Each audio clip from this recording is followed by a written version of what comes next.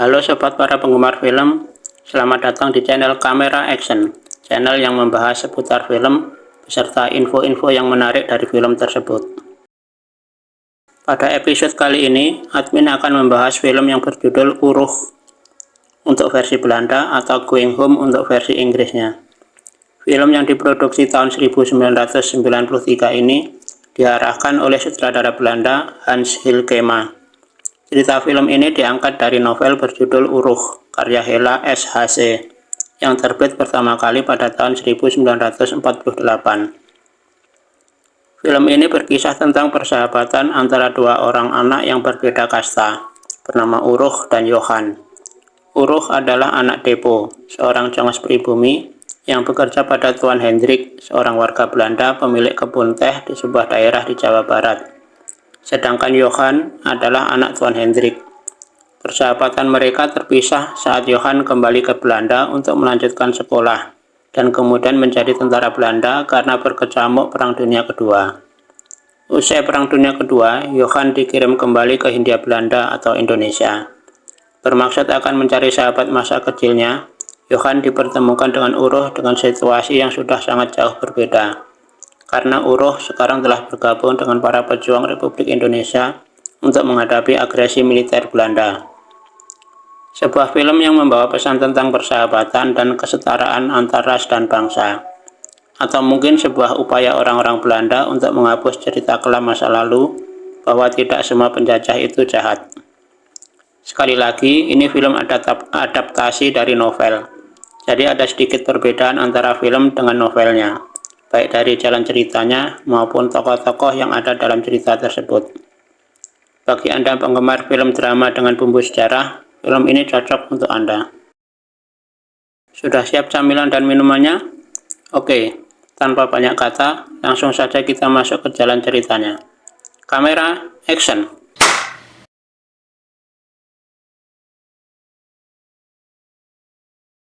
Film dibuka dengan adegan latihan militer para prajurit Belanda di tahun 1946.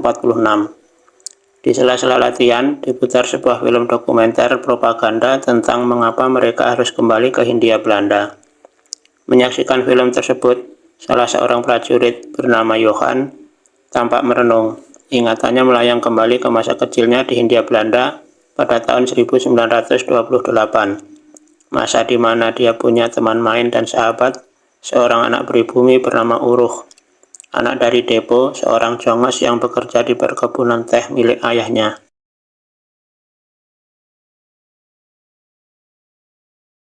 Johan kecil dan Uruch kecil sering main bersama, main layangan, mandikan kerbau di sungai, main ke danau, main ke kebun teh atau ke sawah. Saat mereka main di danau, Johan merasa melihat hantu air dan tanpa disadarinya, dia melempar dayung ke arah hantu air tersebut. Akibatnya mereka malah terkatung-katung di tengah danau, karena dayung mereka hanyut, makin menjauh dari rakit yang mereka naiki. Karena sampai malam mereka tak kunjung pulang, Depo dan Tuan Hendrik, ayah Johan, mencari mereka. Setelah mendengar teriakan Johan dari tengah danau, Tuan Hendrik pun menyuruh Depo untuk mendorong rakit yang dinaiki Johan dan Uruch. Johan dan Uruch pun mendapat omelan dari ayah mereka masing-masing.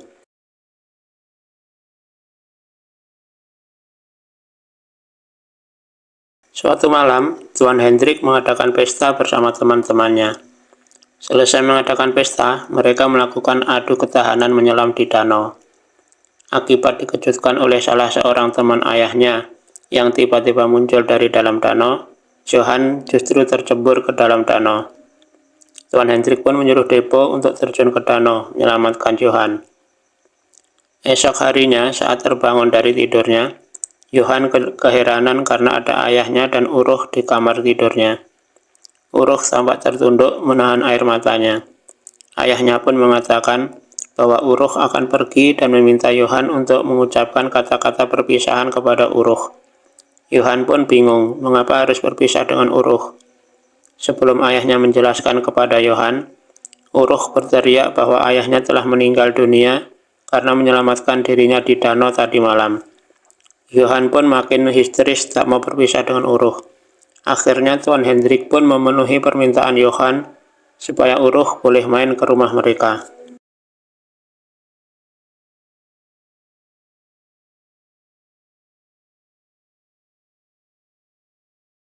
Beralih ke tahun 1947, ketika Johan kembali lagi ke Indonesia, kali ini sebagai tentara Belanda. Johan berharap bisa bertemu dengan ayah dan sahabat masa kecilnya, Uruch. Di Jakarta, Uruch bertemu dengan Nona Lida, guru privatnya waktu kecil. Johan mendapat info bahwa ayahnya sudah pergi meninggalkan kebun teh di kebun jati. Tetapi keberadaannya masih belum diketahui di mana. Karena semenjak kedatangan tentara Jepang dan adanya perlawanan dari tentara Republik Indonesia, keadaan banyak berubah. Bersama dengan rekannya, Tuan Mortier, Johan kembali ke kebun jati. Johan kembali menelusuri ruangan-ruangan yang dulu pernah menjadi rumahnya. Beberapa ruangan terlihat berantakan. Di beberapa ruangan terpampang bendera Jepang, menandakan bahwa rumah tersebut pernah dikuasai oleh tentara Jepang. Betapa terkejutnya Johan ketika mendapati ayahnya yang terduduk di sebuah kursi sudah menjadi mayat dengan luka sayat oleh sebuah pisau cukur. Johan dan Tuan Mortier pun mengevakuasi jasad ayahnya.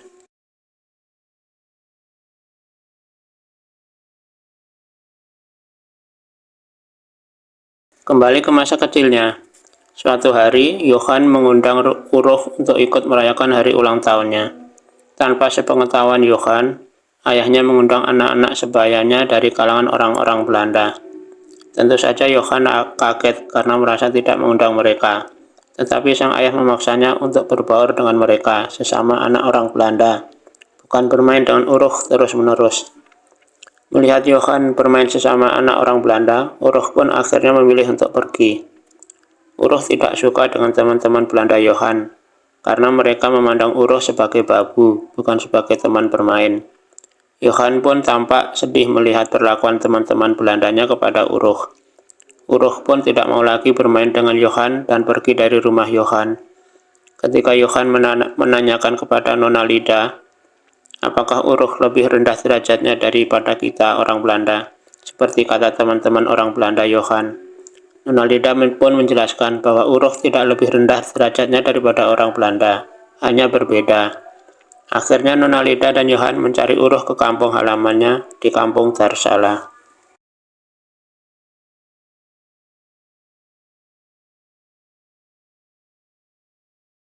Setelah memakamkan ayahnya, Johan meminta izin kepada komandannya untuk mencari Uruch, karena Johan mengira Uruchlah yang telah berusaha menembak dirinya. Bahkan, Johan menuduh bahwa Uruchlah yang telah membunuh ayahnya. Awalnya sang komandan tidak mengizinkan Johan, karena itu tugas kepolisian, bukan tugas tentara. Namun Johan berhasil meyakinkan komandannya bahwa ini bisa jadi nilai plus bagi sang komandan jika berhasil menangkap Uruch. Akhirnya dengan mengendarai 2 mobil jeep, Uruch dan rekan-rekannya menuju kampung Uruch. Namun dia hanya bisa menemui ibu Uruch yang terbaring sakit dan Satih, adik Uruch, yang sekarang sudah mempunyai seorang bayi. Satih pun mengatakan bahwa dia dan ibunya tidak tahu di mana Uruch sekarang berada. Dia juga memohon kepada Johan untuk segera meninggalkan kampung mereka, karena sekarang kondisinya sudah jauh berbeda. Selain berbahaya untuk Johan dan rekan-rekannya, juga berbahaya untuk Satih dan ibunya. Mereka takut dianggap bersekongkol dengan orang Belanda. Saat meninggalkan kampung Uruch, Johan dan rekan-rekannya diserang oleh gerilyawan tentara Republik Indonesia. Tuan Mortier yang menjadi sopir terluka di bagian lehernya akibat tersangkut pada tali seling baja. Tetapi mereka berhasil melumpuhkan sang gerilyawan dan membawanya ke markas mereka.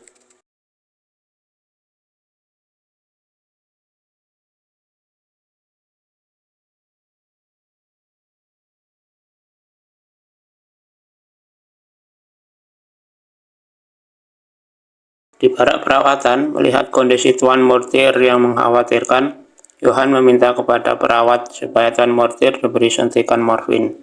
Tetapi perawat yang bernama Rita mengatakan bahwa morfin sudah habis, belum ada kiriman lagi. Tak jauh dari barak perawatan, sang gerilyawan masih terus mendapat siksaan supaya mau buka mulut. Berbagai macam cara dilakukan oleh tentara Belanda untuk menginterogasi sang gerilyawan, tetapi hasilnya nihil. Tidak ada informasi yang keluar dari mulut sang gerilyawan. Johan sempat bersitegang dengan rekan-rekannya dikarenakan perbedaan cara mereka menangani tawanan perang. Melihat luka-luka yang diderita sang gerilyawan, Yohan pun membawa gerilyawan tersebut ke barak perawatan.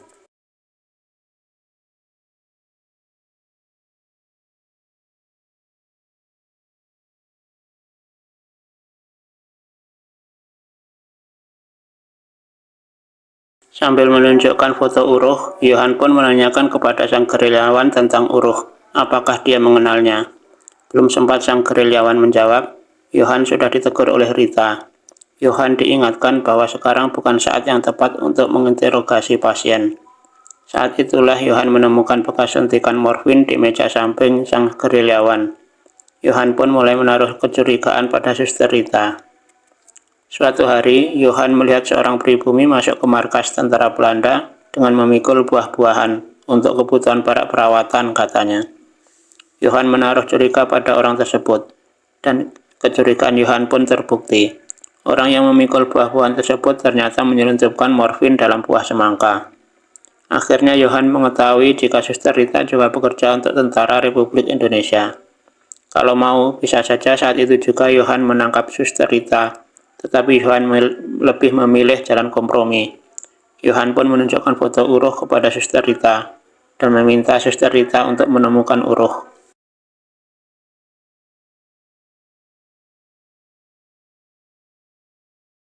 Rupa-rupanya, atasan Yohan melihat gelagat yang tidak benar pada diri Yohan. Mereka melihat Yohan sudah kehilangan orientasi dan prioritas. Mereka menilai Yohan lebih sibuk mencari sahabat masa kecilnya dan siapa yang membunuh ayahnya daripada memerangi Tentara Republik Indonesia. Mereka menilai Yohan belum paham atau bingung mengapa dia dikirim ke Indonesia. Akhirnya mereka memutuskan untuk memulangkan Yohan ke Belanda untuk menjalani latihan kembali. Malam harinya, Yohan mendapati seorang anak menaruh foto Uruh di atas tumpukan bajunya. Foto yang pernah diserahkan kepada suster Rita.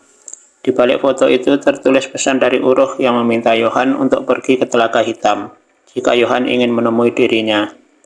Dalam pesannya, Uruh juga mengatakan bahwa dia akan menjamin keselamatan Yohan.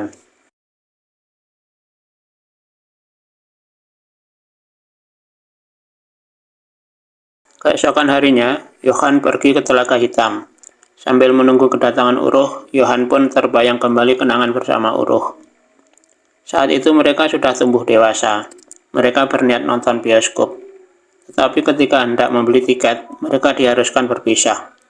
Uruh harus masuk lewat pintu khusus untuk kaum pribumi, sementara Yohan lewat pintu khusus untuk orang-orang Eropa. Jika mereka tidak bisa masuk berdua, Yohan tidak akan masuk. Tetapi kemudian Yohan pun memutuskan untuk membiarkan Uruh nonton bioskop, sementara dia akan menunggu di tempat minum sambil menulis surat. Saat melihat poster film Tarzan, Yohan tidak mampu menahan hasratnya untuk menonton film tersebut. Dan akhirnya, Yohan pun menonton bioskop lewat pintu khusus orang Eropa. Uruh yang kemudian mengetahui hal tersebut sangat kecewa dengan Yohan. Uruh merasa telah dibohongi oleh Yohan, sementara Yohan jadi merasa serba salah.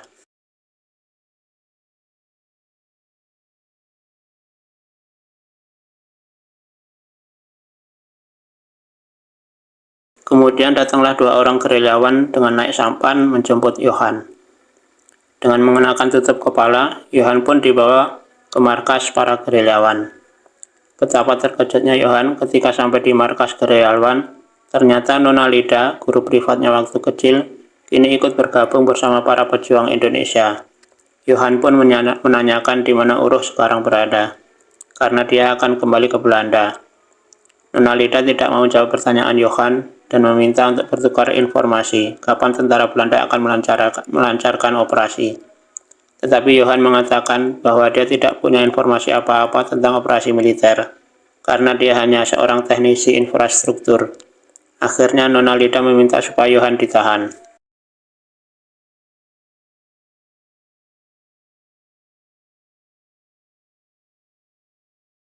Akhirnya, Yohan pun dipertemukan dengan Uruh di sebuah ruangan yang dipenuhi dengan para aktivis kemerdekaan. Nona Lida pun ada di situ. Pada kesempatan tersebut, Yohan mengatakan bahwa dia sengaja mencari Uruh karena ingin berpamitan. dia akan segera kembali ke Belanda. Harapan Johan untuk bertemu dengan Uruh yang dulu menjadi sirna, karena Uruh yang sekarang telah berubah menjadi aktivis kemerdekaan Indonesia. Awalnya perbincangan mereka berjalan biasa saja. Tensi Uruh mulai naik ketika mereka membicarakan tentang pemerintahan Belanda yang menurut Johan sudah cukup baik dengan diangkatnya Depo, ayah Uruh, menjadi mandor sebagai tolak ukurnya. Emosi Uruh makin memuncak ketika Johan mengungkit-ungkit kembali perihal ayahnya. Uruh pun mengingatkan Johan, jika saat itu Tuan Hendrik tidak menyuruh ayahnya menyelam, tentu ayahnya tidak akan meninggal. Dengan penuh amarah, Uruh bertanya kenapa bukan Tuan Hendrik sendiri yang menyelamatkan Johan. Johan sempat menjawab, jika ayahnya tidak bisa berenang. Jawaban yang sangat membuat Uruh makin marah. Karena dia tahu kalau Johan berbohong. Sama bohongnya saat nonton film Tarzan dulu. Uruh pun meminta Johan untuk segera pulang ke Belanda dan tidak usah kembali lagi.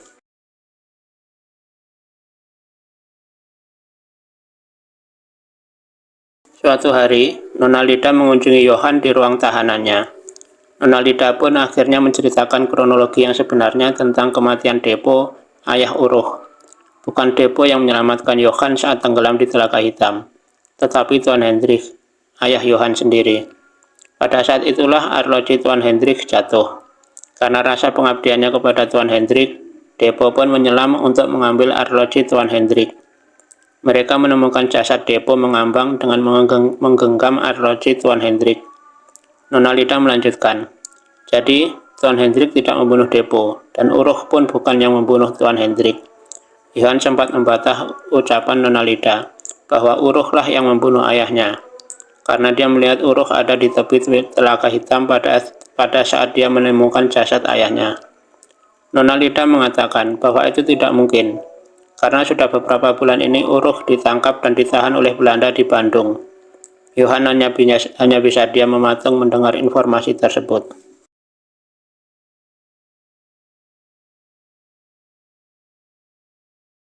Film ditutup dengan adegan pertukaran tawanan di sebuah jembatan kereta api. Hari itu terjadi kesepakatan antara Tentara Nasional Indonesia dan Tentara Belanda untuk mengadakan pertukaran tawanan. 1 orang tawanan tentara Belanda ditukar dengan 12 orang tawanan pejuang Indonesia. Salah satunya adalah Uruh. Di pertengahan jembatan, Johan dan Uruh bertemu. Setelah saling pandang dan saling tegur, Johan pun menanyakan, apakah kita masih berteman? Hanya jika kita setara, jawab Uruh. Bukankah kita sekarang sudah setara? Tanya Johan lagi. Belum, jika 1 orang Belanda ditukar dengan 12 orang Indonesia, jawab Uruh. Uruh, ambil ini. Hati-hati, semoga kamu selamat, kata Johan lagi sambil menyerahkan arloji milik ayahnya kepada Uruh. Uruh pun menerima pemberian Johan tersebut. Jauh dekat tetap saudara, jawab Uruh. Betul, kata Johan. Johan dan Uruh pun akhirnya berpisah. Perang antara TNI dan Belanda masih terus berlanjut sampai Belanda akhirnya melalui konferensi meja bundar mengakui kemerdekaan Indonesia pada tanggal 27 Desember 1949.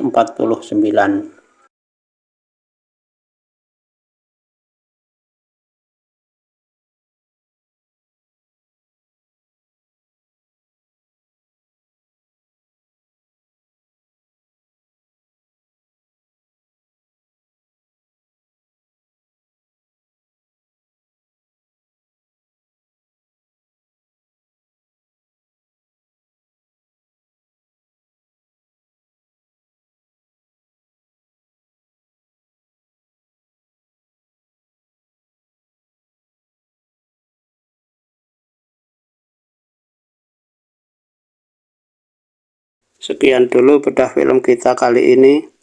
Semoga terhibur dan syukur-syukur ada manfaatnya. Terima kasih sudah menonton. Jangan lupa untuk like, komen, share, dan subscribe. Nantikan video-video menarik lainnya hanya di channel Kamera Action.